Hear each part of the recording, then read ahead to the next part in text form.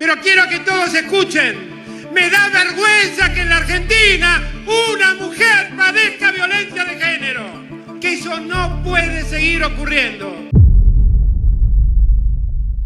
Hace ya varios días viene circulando en los medios de comunicación que el exmandatario Alberto Fernández, el expresidente de Argentina, estaría involucrado en situaciones de supuesta violencia de género y lesiones a su expareja Fabiola Yáñez. A razón de estos indicios, ya en las redes sociales bastantes días atrás dieron por cierto esta noticia y claramente la red social que encabezaba esta lista era X. Entre varios comentarios reales y serios e indignados respecto a esta noticia, había también un montón de gente que lo tomaba como a chiste o humor e incluso comparaban a Alberto Fernández con otras situaciones violentas, graciosas, haciéndolo como parte de eso, como si fuera él parte de un meme. Cuestionable o no para ustedes, esto era lo que se veía en Twitter. Que corbata verde amo mil sea tendencia ya. Fabiola Yáñez pidió ayuda al Ministerio de la Mujer por los golpes de Alberto Fernández. Ya es la tercera vez, tengo la cara desfigurada. Y le dijeron, ya va a pasar, no se puede hacer nada. Bien cerrado ese rejunte de ñoquis. Cínico. Psicopatía. No, Alberto, ya te dije que no conozco a ningún Santi Cafiero. Esto decía Alberto en cada aparición pública mientras fajaba a la mujer. Corbata verde amo mil. Pero quiero que todos escuchen. Me da vergüenza que en la Argentina una mujer padezca violencia de género. ¿Viste que Milei grita? Terrible misógino. Totalmente, amigue. Ellos votan violencia y nosotros abeto que es amor. Alberto Fernández en la casa.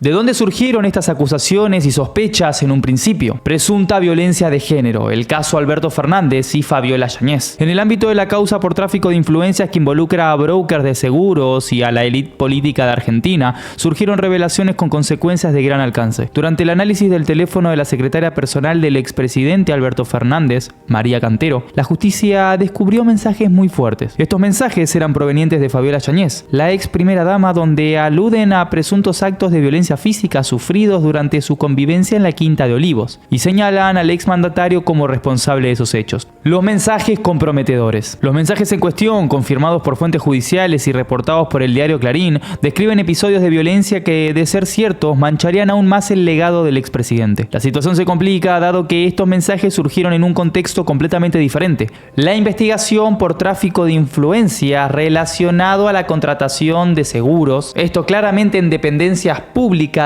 en el gobierno de Alberto Fernández. Esto es por lo cual está siendo investigado Alberto Fernández y es más, en mi canal, y acá te dejo la miniatura, le hice una entrevista a Leila Gianni, la principal denunciante del Ministerio de Capital Humano, particularmente la Secretaría de Anticorrupción, en la cual nos cuenta a nosotros, más allá de lo que ha contado en diferentes medios de comunicación, los detalles de la investigación y en qué se basan para acusar al expresidente. Cantero y su esposo Héctor Martínez Sosa están siendo investigados por facilitar negocios con el Estado y en ese proceso fue que se encontraron las revelaciones de Yáñez. La respuesta de la justicia. El juez a cargo de la investigación, Julián Ercolini, ha tomado medidas rápidas pero discretas. Abrió un expediente reservado y contactó a la Oficina de Violencia Doméstica de la Corte Suprema. Además, se comunicó con Juan Pablo Fioribelo, abogado de Yáñez en otros asuntos legales y asesor jurídico del propio Fernández en el pasado, para informarle sobre los mensajes y preguntar si Yáñez deseaba presentar una denuncia formal. Fioribelo compartió con La Nación que, tras ser informada, Yáñez confirmó la existencia de los mensajes, pero, al menos en ese momento, los atribuyó a un desahogo emocional, negando que hubiera ocurrido violencia física. Según ella, lo que sí ocurrió fue una intensa discusión de pareja. En Argentina, los delitos de violencia de género, particularmente estos de lesiones, son de instancia privada. Esto quiere decir que la justicia no puede intervenir de oficio y tiene que esperar sí o sí a que el interesado, la eventual víctima, denuncie por motus propio. Por lo tanto, sin una denuncia de Yáñez, el caso seguiría archivado. La declaración del expresidente. Fernández, por su parte, había negado rotundamente las acusaciones. Según Fioribelo, el expresidente admitió que hubo una discusión con Yáñez, pero insistió en que nunca hubo violencia física. Nunca en su vida le ha pegado a una mujer, habría afirmado Fernández. Sin una denuncia formal, el expresidente no había sido citado ni mencionado oficialmente en la audiencia y el expediente había sido archivado a la espera de que Yáñez decida dar un paso adelante. Cosa que terminó terminó sucediendo y ya vamos a analizar. Pasadas las horas del rumor, el abogado de Fabiola Yáñez y ex asesor también de Alberto Fernández, el que les mencioné antes, Juan Pablo Fioribello, salió a hablar al respecto. Según él, había hablado con la víctima y desmentía, o él incluso saldría a desmentir que esas acusaciones no eran tales. Supuestamente eran agresiones verbales comunes, una discusión común de una pareja y no mucho más que eso, pero no agresiones físicas. Eso es lo que decían en ese momento. La declaración de Juan Pablo Fioribello en más detalle. En una entrevista con TN de Noche, el abogado Juan Pablo Fioribello detalló que aunque hubo una discusión entre la pareja, no existe denuncia, al menos hasta ese momento, por parte de Yáñez contra Fernández. La discusión existió, pero no hubo violencia, enfatizó Fioribello, subrayando que Yáñez rechazó la oportunidad de presentar una denuncia formal a pesar de los hallazgos. Fioribello admitió la existencia de los chats, pero aclaró que no tuvo acceso directo a ellos ni a las fotos mencionadas en la publicación del diario Clarín. Según lo discutido con el periodista Franco Mercuriani, estas agresiones habrían tomado lugar entre el año 2021 y 2022. Y este dato es muy importante que lo tengan en cuenta porque más adelante lo vamos a analizar. Es importantísimo. Y este periodo habría sido un periodo tumultuoso de la pareja, supuestamente. Las motivaciones de Yáñez. Al ser cuestionado sobre las razones detrás de los mensajes de Yáñez a Cantero, Fioribello explicó que se trató de un supuesto desahogo emocional. Yáñez, en medio de una acalorada discusión con Fernández, aparentemente buscó ahí el consuelo y la confidencia de la secretaria privada del entonces presidente. La posición de Alberto Fernández. Por su parte, Alberto Fernández ha negado rotundamente las acusaciones de maltrato. Según Fioribello, el exmandatario se mostró terriblemente compungido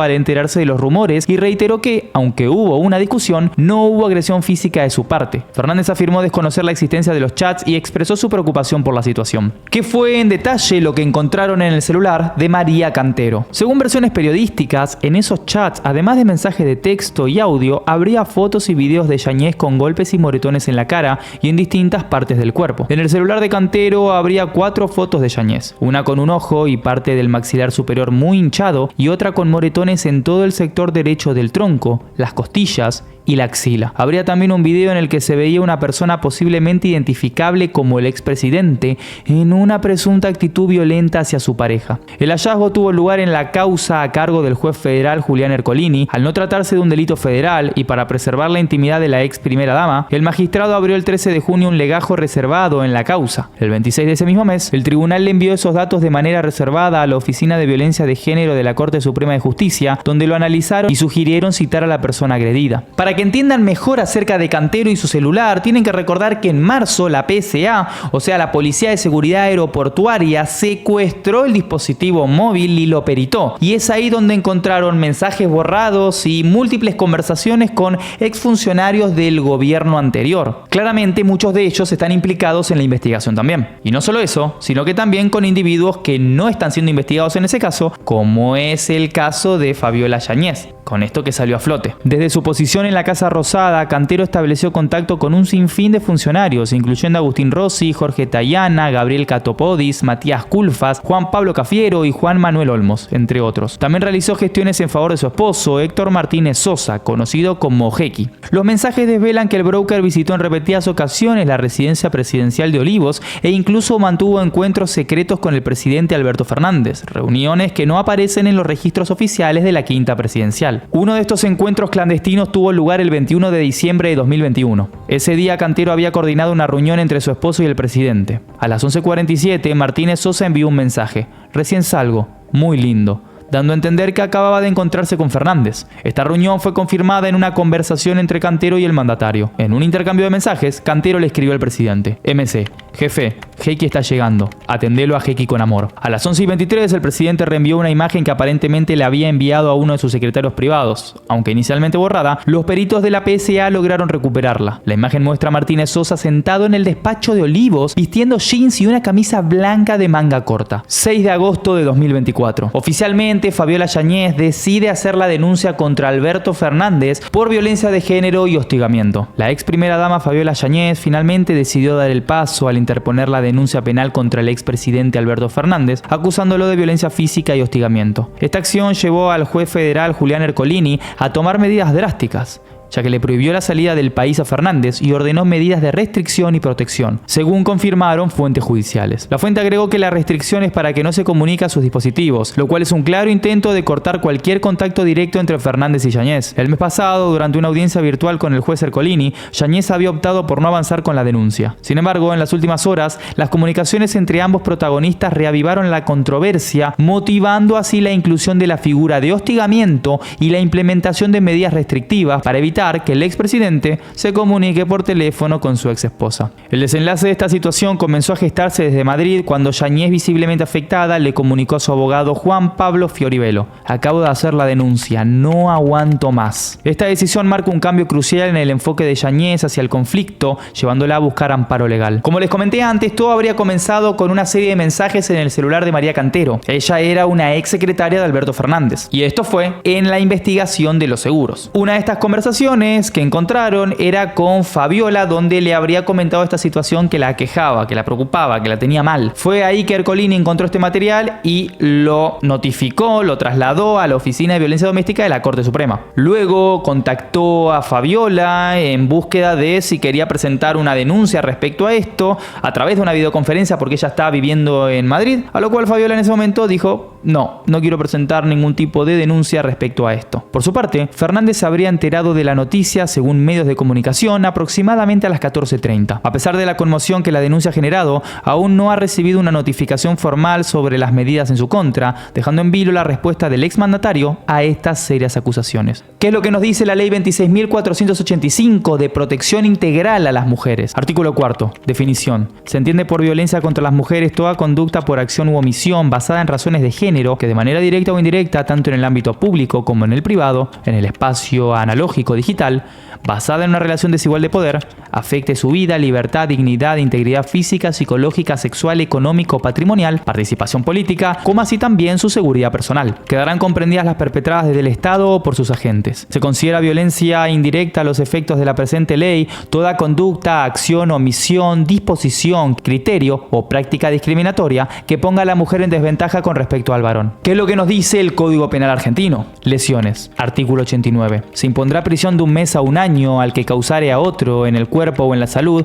un daño que no esté previsto en otra disposición de este código. Ahora, ustedes tienen que saber que las lesiones se encuentran agravadas por los mismos agravantes del artículo 80 que agravan el homicidio y lo convierten en perpetua, o sea, en una sanción perpetua. Bueno, esos mismos agravantes son los que agravan, valga la redundancia, las lesiones del artículo 89, 90 y 91. Dentro de esas agravantes tenemos el inciso 11, que es el que nos va a servir para este caso en particular. Al que matar a una mujer cuando el hecho sea perpetrado por un hombre y mediare violencia de género. Artículo 92. Si concurriera alguna de las circunstancias enumeradas en el artículo 80, la pena será, en el caso del artículo 89, de 6 meses a 2 años. Ahora quiero dejarles un considerando de una sentencia en la cual se habla esto de la acción privada respecto a los delitos de lesiones, porque viene al grano completamente, porque es importante lo que se termina resolviendo en este fallo, que va a ser también muy esclarecedor de lo que veníamos hablando antes. Al ser distancia privada, en definitiva, se necesita la denuncia de la supuesta víctima para empezar el caso. ¿Qué nos dice el Código Contravencional de la Ciudad Autónoma de Buenos Aires, donde se encuentra esta figura contravencional de hostigamiento, y no en el Código Penal como muchos creen? Corresponde hacer lugar al planteo de nulidad formulado por la defensa a partir de la declaración indagatoria del imputado, puesto que el delito atribuido, lesiones leves, agravadas por haber sido cometidas en perjuicio de una persona con la que mantuvo una relación de pareja, artículo 89 en función del 92, es de instancia privada sin que se verifique en el caso el supuesto de excepción previsto en el artículo 72 inciso 2 del Código Penal, ya que ni la Fiscalía ni el magistrado desarrollaron argumento alguno sobre la situación de la víctima, del imputado o de alguna circunstancia particular del hecho que justificara la promoción del proceso penal soslayando la voluntad de aquella. En tal sentido, la sola invocación de las convenciones internacionales o la Ley de Protección Integral de las Mujeres resulta insuficiente para prescindir de la promoción de la instancia penal por quien está facultada para hacerlo. Asimismo, la última modificación legislativa del citado artículo 72 no incluyó los supuestos de violencia contra la mujer y, en cambio, se centró en los casos de menores, circunstancia que permite interpretar que nuestro ordenamiento garantiza la posibilidad de escuchar a la presunta afectada, lo cual no solo es compatible con la Convención de Belén do Pará, sino que bajo determinadas condiciones también resulta deseable vulnerable para garantizar el reconocimiento de su autonomía. En consecuencia, habrá de remitirse las actuaciones al juzgado de origen a fin de que se cite a la víctima para que indique de manera libre e informada si desea instar la acción penal. Eventualmente, si se terminan probando estas lesiones, quedaría subsumida la figura del hostigamiento del artículo 52 del Código Contravencional de Cava en las lesiones leves o agravadas obviamente por el vínculo. Entonces, ¿qué sucede acá? Bueno, acá hay una cuestión que vamos a ver que es de una redacción legislativa errónea, equivocada y que necesita una reforma urgente. El Código Contravencional de la Ciudad de Buenos Aires, sancionado en el año 2004, regula en el capítulo de integridad física en el contexto del título de protección integral de las personas la contravención de hostigamiento, maltrato e intimidación. Artículo 52. Hostigar, maltratar e intimidar. Quien intimida u hostiga de modo amenazante o maltrata físicamente a otros, siempre que el hecho no constituya delito, es sancionado con 1 a 5 días de trabajo de utilidad pública, multa de 200 a 1.000 pesos o 1 a 5 días de arresto. Ahora, quiero que vean conmigo un archivo doctrinario que va en esta misma línea. En el contexto concreto de las contravenciones y en particular en la figura del hostigamiento, el primer punto que resulta llamativo y que genera importantes dudas a la hora de interpretar la figura es el hecho de estar incluido en un capítulo que lleva por nombre integridad física. El hecho de mantener limitada la denominación del capítulo de la integridad física continúa generando importantes problemas de interpretación que ameritan una reforma. La integridad física, en el mejor de los casos, podría verse afectada por acciones que encuadran tan solo en uno de los 3 tipos contravencionales previstos en el artículo, es decir, en el maltrato físico. Aunque, como claramente puede vislumbrarse, para que haya afectación a la integridad física propiamente dicha, será necesario que exista un cierto grado de lesión física, y ello, según los casos, podría tratarse de un delito de lesiones que excluye la aplicación de la contravención. Esto es lo que yo les comentaba antes de este archivo doctrinario, que justamente va por esa línea, explica lo mismo que les decía yo antes. Esto es importantísimo de mencionar, el artículo necesita una reforma urgente. Llegando al final del video, algo importantísimo a tener en cuenta, lo que les decía antes, año 2021-2022, bueno, hablemos de la prescripción. Si fue en esos años que dije anteriormente y de lo que habría dicho este abogado que mencionamos, claramente estaríamos frente a una acción prescripta, un delito ya prescripto. Artículo 62. La acción penal se prescribirá durante el tiempo fijado a continuación. Inciso 2. Después de transcurrido el máximo de duración de la pena señalada para el delito, si se tratare de hechos reprimidos con reclusión o prisión, no pudiendo en ningún caso el término de la prescripción exceder de 12 años ni bajar de 2 años. Artículo 63. La prescripción de la acción empezará a correr desde la medianoche del día en que se cometió el delito o, si este fuese continuo, en que cesó de cometerse. Por lo demás, veremos cómo avanza este caso. Es un caso bastante chocante, si se lo quiere decir así, porque en un momento este expresidente, bueno, actualmente, fue muy querido por el país, fue muy querido por la sociedad y se lo tenía como un referente. Y miren lo bajo que cayó entre todas las causas en las cuales está siendo investigado, que obviamente eso no quiere decir que sea culpable, pero son muchas causas y vos decís, ¿qué pasó? El presidente, el que tiene que estar a cargo del país y cuidarnos y llevar una buena administración, está envuelto en cosas que son completamente repudiables. ¿Cómo lo ven ustedes? Los leo en los comentarios y nos vemos en un próximo video. Chao. Pero quiero que todos escuchen. Me da vergüenza que en la Argentina una mujer padezca violencia de género. Que eso no puede seguir ocurriendo.